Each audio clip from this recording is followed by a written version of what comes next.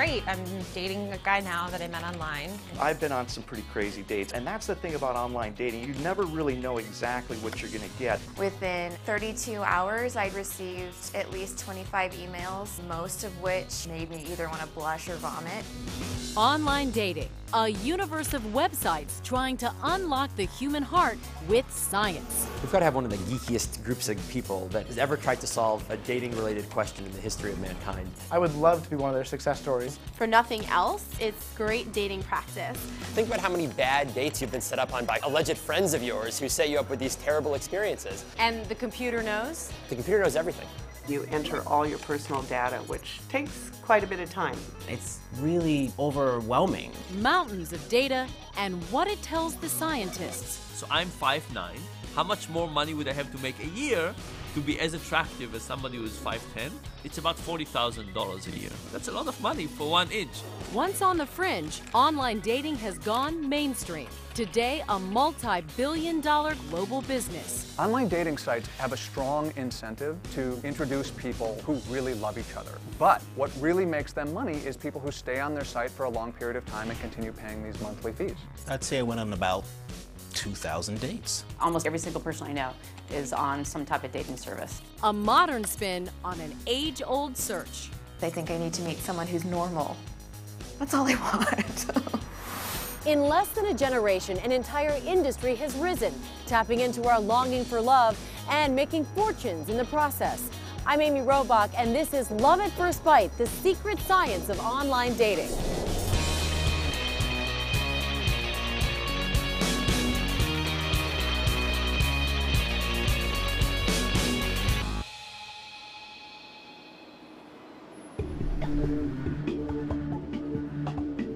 Look anywhere in America, and you'll find them. Amid the chaos and bustle of modern life, busy people, vibrant, connected, but also alone and looking for someone special. And where there's a powerful desire and people in need, there's money to be made. Like more than 1 in 5 unmarried Americans, Joe Shinazi has taken his search for romance online. On a daily basis, I get 15 new people emailed to me, potential matches, that Match.com determines are fits for me based on my profile and their profiles. He's a transplanted Midwesterner who gets his money's worth from his Match.com membership, going on 50 dates a year.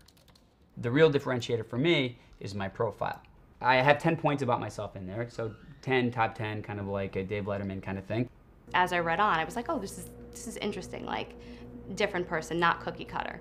Lisa Trichetta was a reluctant convert to online dating, but it began to make sense as long hours running her own business left her little time to meet people. She found Joe's profile intriguing. It was very funny. He was very different. Like, he works for a Fortune 500 company, but he's also a stand-up comedian.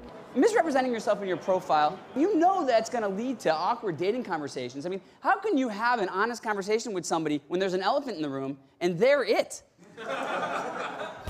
After several back-and-forth emails, Joe and Lisa decided to take their relationship out of the virtual world and risk a real-world dinner date. I'm definitely excited. She seems like a very kind, funny, smart, intelligent woman who also happens to be amazingly beautiful. They are just two daters in an American industry approaching $2 billion a year in revenue, fueled by 30 million people who've taken their search online. The site with most users, plentyoffish.com, is free.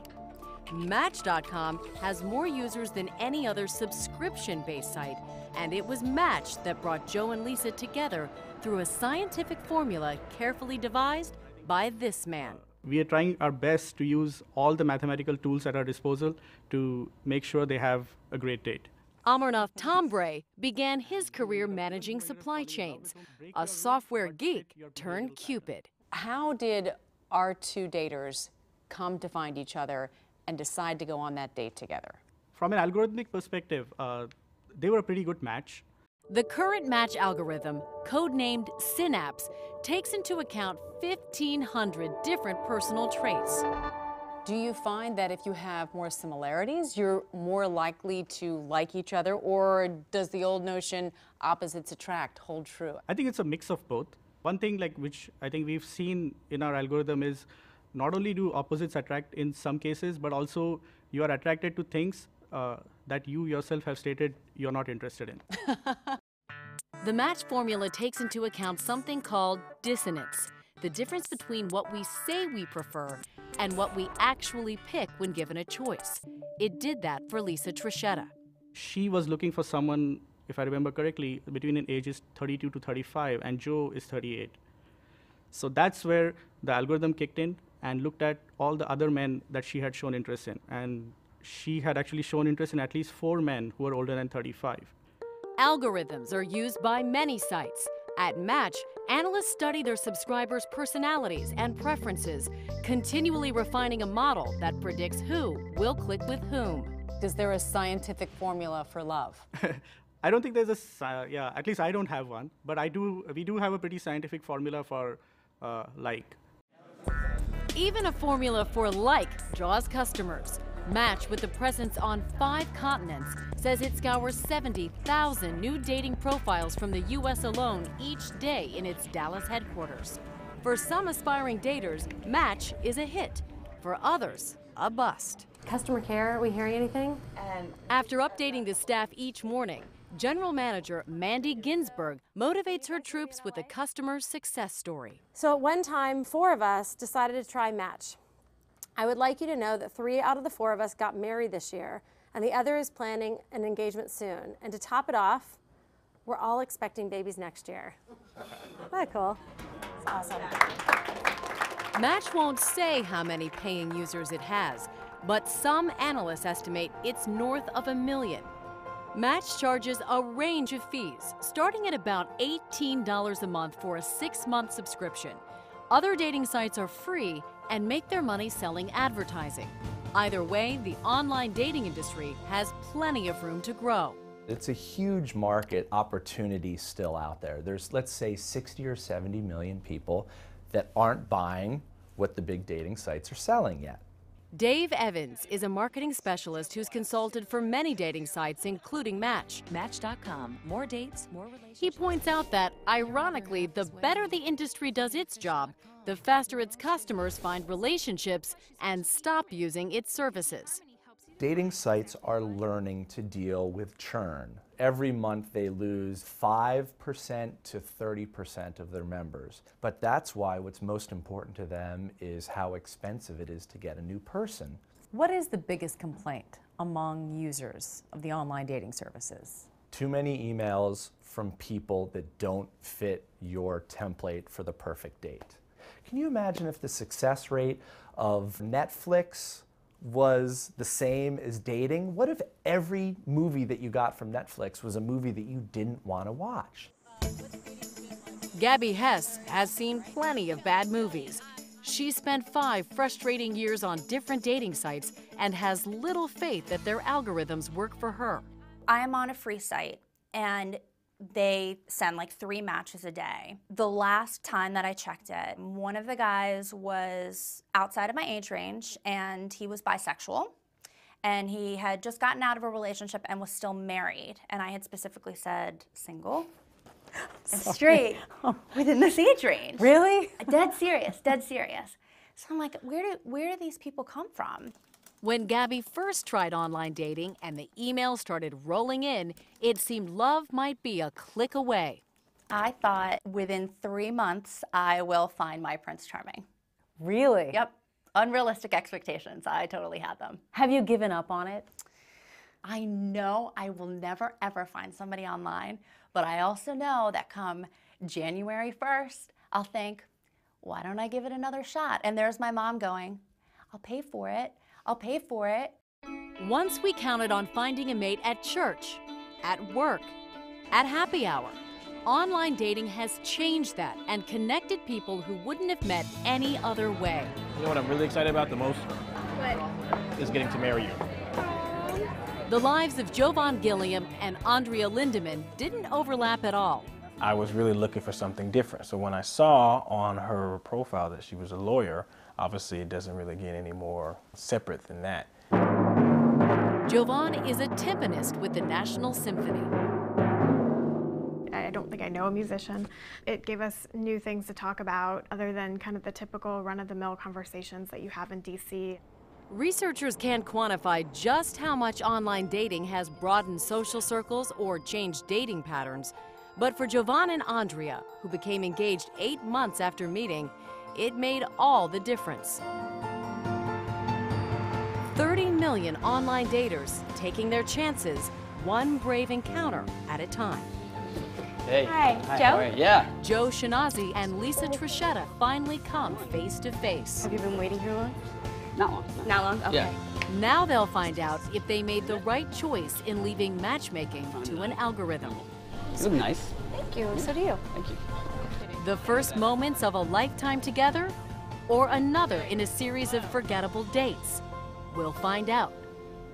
But first, how often do mouse clicks become wedding bells? On average, 542 people a day got married after meeting on eHarmony. Hope or hype? That story when Love at First Bite returns.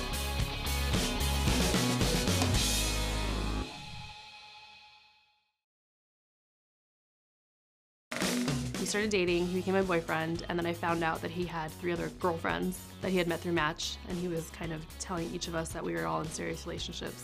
And I went to dinner with all 3 of those girls, we all met up, and then confronted him.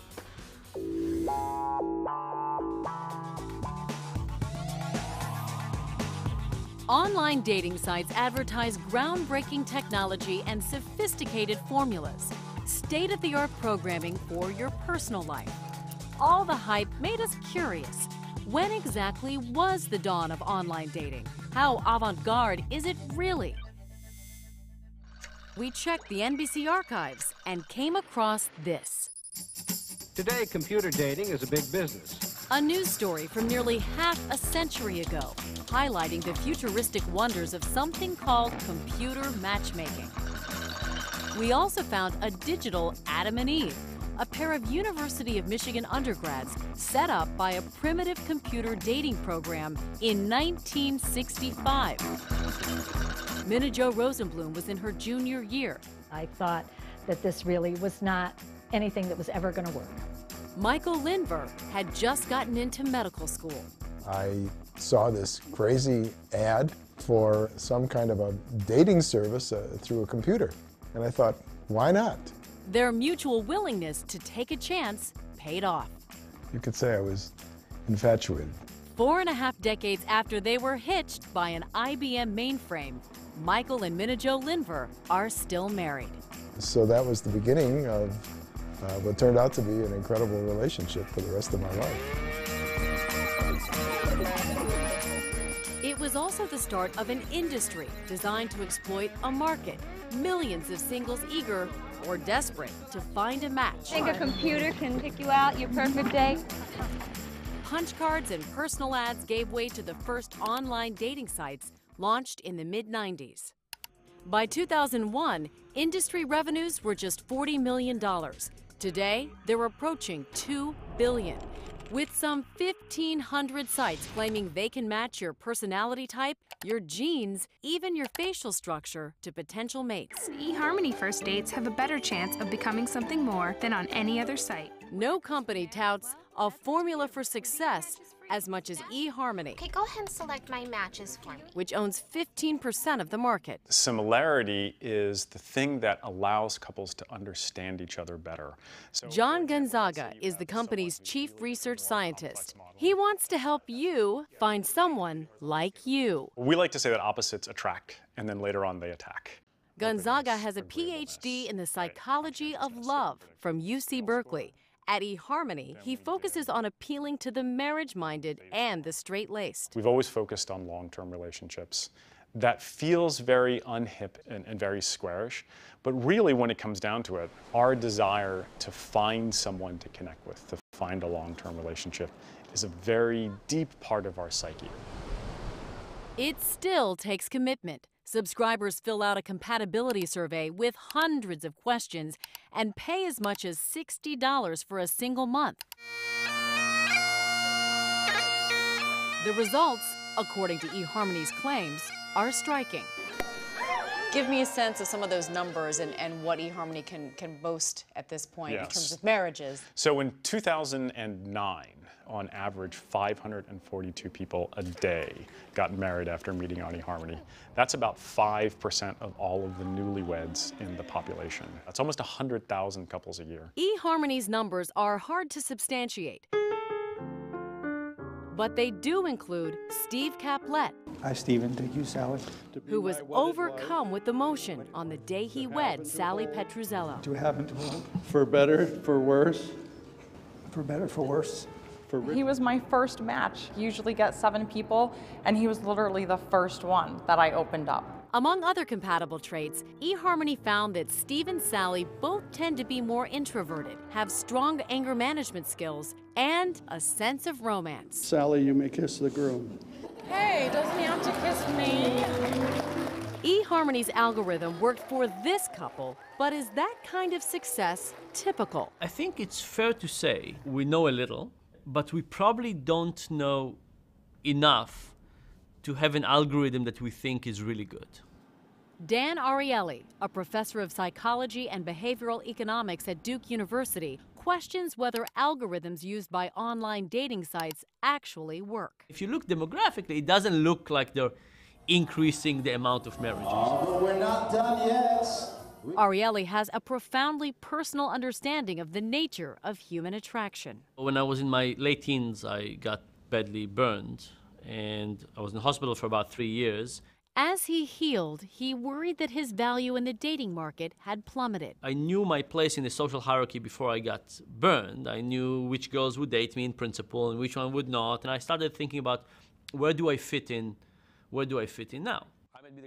Ariely eventually fit in as an expert on human behavior. He studied thousands of online interactions, examining market value. What makes us attractive online? In men, height and salary are key. So I'm 5'9". Imagine, for example, that I wanted to be as attractive as somebody who's 5'10". How much more money would I have to make a year to be as attractive as somebody who's 5'10"? It's about $40,000 a year. That's a lot of money for one inch. And education counts for some. More educated men are more desirable. For women, there's no value for education. Women who are more educated don't necessarily get any more attractive in online dating. But are we really that shallow?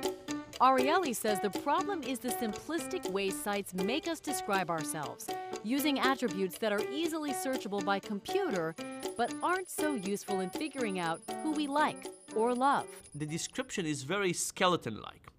And the way we fill the gaps is we fill the gap in over-optimistic ways. And then you go and meet them for coffee, there's a gap between what you build in your mind and between what they really are, and that gap causes tremendous disappointment. Not an auspicious start, especially since, according to Ariely, setting up each of those cups of coffee takes, on average, 6 hours of online drudgery. The question is what can be improved really on a processing side. Joseph Esses, eHarmony's technology chief, says his computers will do the searching and sorting for you. Imagine you walk into a stadium and you see tens of thousands of people and you say, I wish I would go on a date tonight. So you look at all those tens of thousands of people, what are you going to do? It's overwhelming. To solve the paralyzing problem of too many possibilities, which scientists call the tyranny of choice, eHarmony doesn't let you browse its database. Instead, the algorithm doles out just a few matches per customer per day. Then it's your turn. Computers are not good about emotions, about feelings. Computers are very good about finding needles in a haystack. And just how big is eHarmony's haystack? The company told us 40 million until we got specific. How many daters are currently using eHarmony?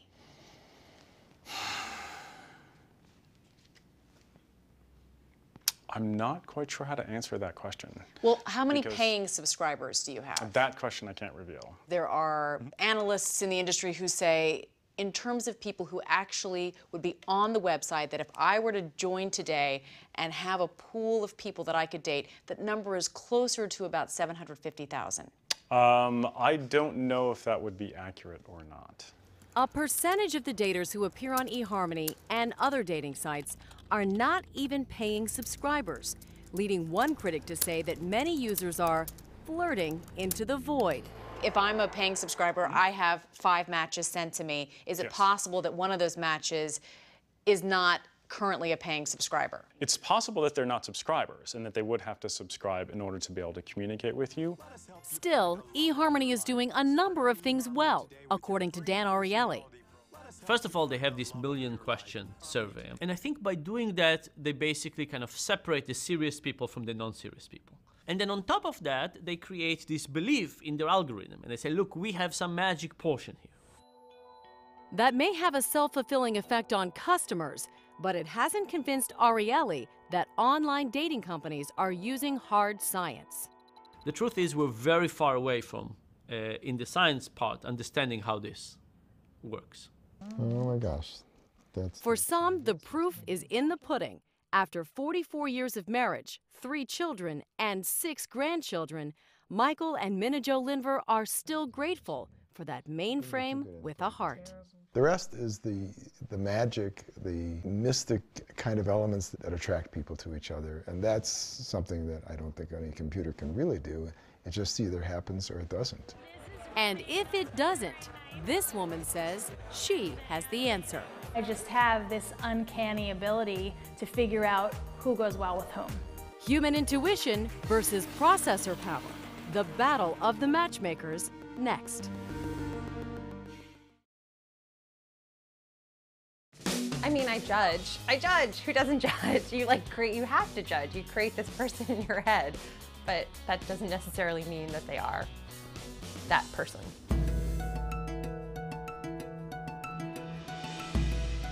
As the business of love grows bigger and moves online, it's increasingly driven by psychologists, mathematicians, and software engineers. I have this amazing man that I'd love to introduce you to. Samantha Daniels isn't one of them.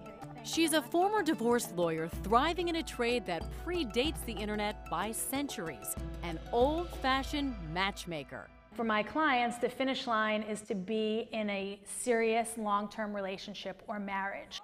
And far from hurting her business, she says the rise of online dating has revived her profession. You're single? I am single.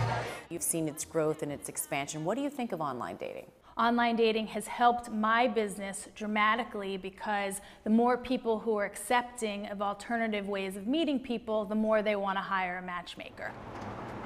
That's true for Colleen Carney, an interior designer meeting with Daniels for the first time, and a refugee from the world of digital dating. There was so much time and energy spent on looking at profiles and emailing. Like many of Daniel's clients, who pay as much as $25,000 for her services, Carney spent several years trying her luck on a number of sites. Do you like a sarcastic man? Yes, very sarcastic. And you like inappropriate humor? I'm not offended by that. Describe your clientele. Have they come to you out of frustration because they've tried other avenues, say online dating? I would say maybe 40 to 50% has tried online dating and shows up at my door and says, it's not for me, 100%, I'll never do it again, I hated it. After 12 years of matchmaking, Daniel says even the best computer equation can't outmatch human intuition. And the computer's just doing the best job it can do to match different criteria together that you filled out on a piece of paper. Now my question is, have you been really honest on that piece of paper? What do matchmakers add to the equation that computers miss? You know that when your matchmaker says to you, well, she's sexy and she's petite and she's blonde hair, you know that when you show up, that's what you're gonna get. Whereas on the computer, you're not really sure what you're getting until you get there. So we wondered, which is better, the old matchmaking or the new, man or machine? The computer knows everything. Sam Yagan is the CEO of the free dating site OkCupid, which entices new members by appealing to the dream of romantic bliss. Join now, and one day, This could be you. Are you trying to mimic the days of yore when matchmakers set people up? Is that the idea behind OkCupid? The idea behind OkCupid was to model the exact same behavior that people use in their offline dating online. And instead of using the old grandmother or person down the street, we use computers, which honestly we think are much smarter. Computers are much smarter, but do they have that personal touch that matchmakers claim to have? It's not about personal touch. Think about how many bad dates you've been set up on by alleged friends of yours. There aren't that many people who have such a broad insight into who you are as OkCupid does. OkCupid got its start in 2003, launched by Yagan and 3 fellow math majors from Harvard. In 2011, internet giant IAC, which owns some of the best-known dating sites like Chemistry and Match.com, bought OkCupid for $50 million. What are the strongest predictors? Yagan says what's made OkCupid so valuable is the brainpower of its staff. I think there's a lot of error on estimating the dollar value of an individual day, and we can do it. We've got to have one of the geekiest groups of people that has ever tried to solve a dating-related question in the history of mankind. It's mostly mathematicians and technologists and engineers who are here trying to engineer the next great relationship on our site. Like digital anthropologists, they're charting the finer points of their customers' dating habits from afar and mining that data to refine the formulas they use to generate compatible matches. Imagine if you had a video camera in every bar in the country, and you could watch every time a guy tried to pick up a girl. And you could figure out what he was wearing, and what she was wearing, and what he was drinking, and what pickup line he used. We have every message that's been communicated between two people. We have every word that's been written in a profile. We have all the statistics on height and body type and everything else. And so we can actually run through all that data and start to come up with real statistically valid conclusions about what works in dating and what doesn't.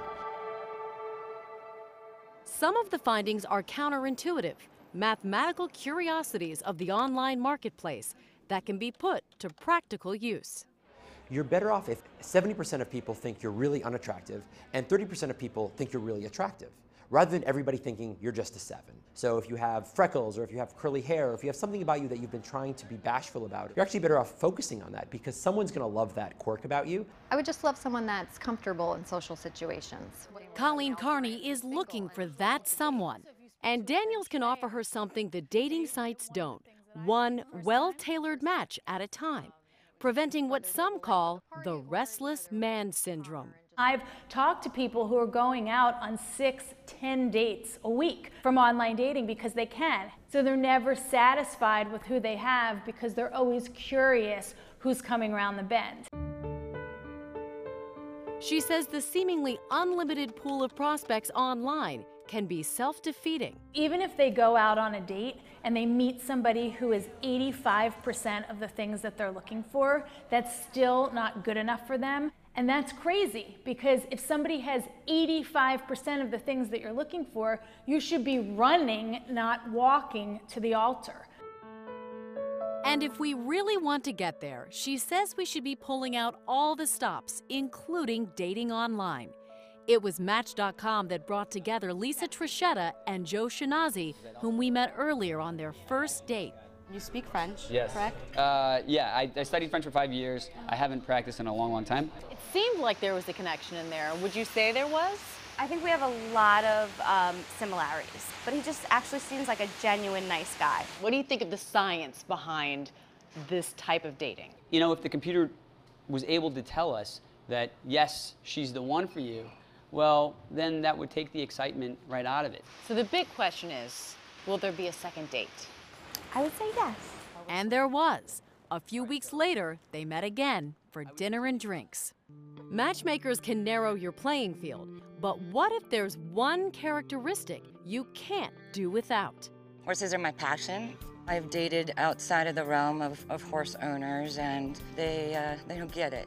Rounding up romance when we come back.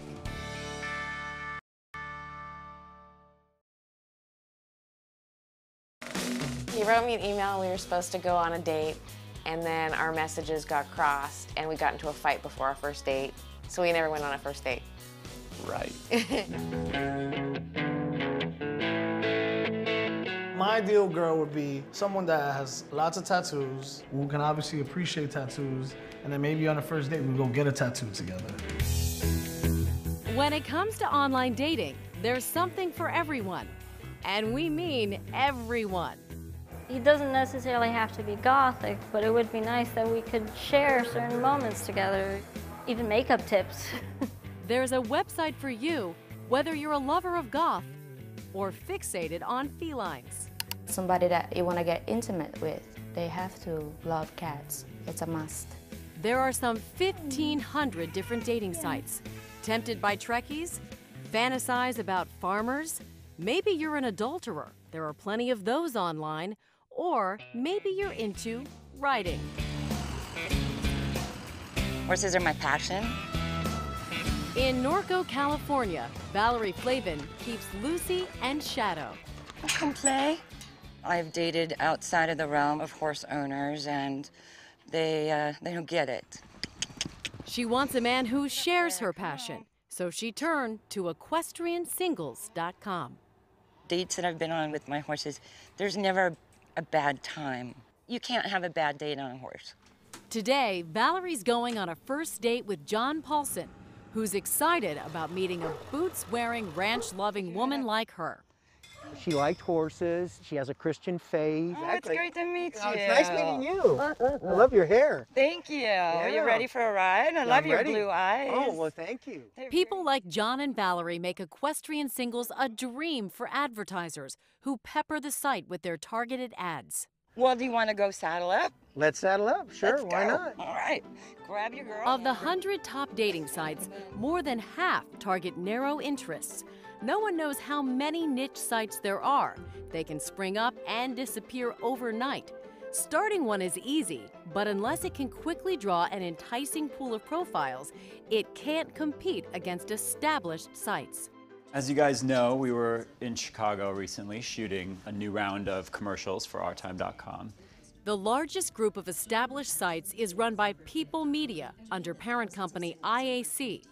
People Media caters to 28 different niches, and with about 4 million visitors a month, dominates the targeted dating market. Which ad do you think would be the most effective? Josh Myers is CEO. Whether it's the single parent category, the over 50 category, or the African American category, which are 3 largest categories, we're by far the #1 player, in many cases 10 or 20 times the size of our nearest competitor. Gotta say, I've been here before. Our Time is People Media's site for the 50+ category. Myers, who estimates a quarter of the industry's profits comes from that demographic group, says Our Time has entered the dating big leagues. It's the 3rd largest paid dating community behind only Match and eHarmony. This could be love.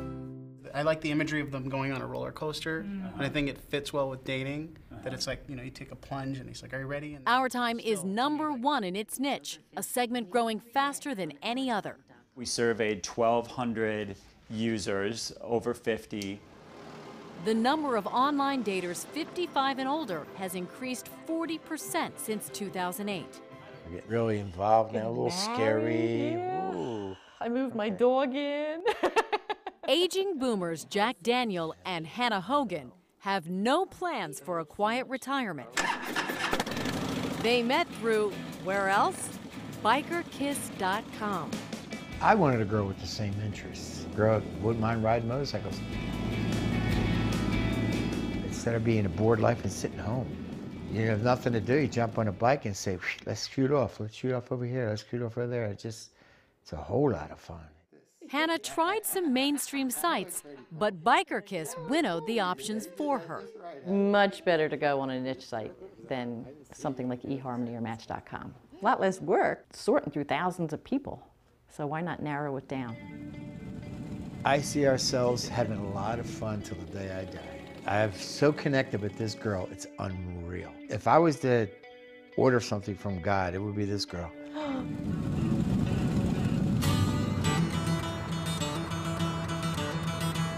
Valerie and John's date didn't have quite the same result. They share a love of horses, just not enough human chemistry.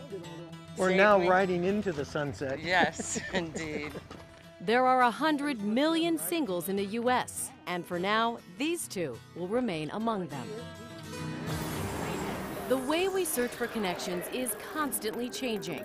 Now the dating industry has come up with a whole new way to reach out and touch someone.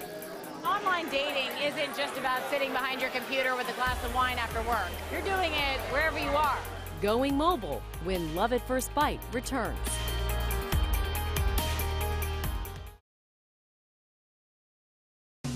People are going to judge you based on your photograph, and then they're going to read your profile. So if you're not photogenic, you're out of luck.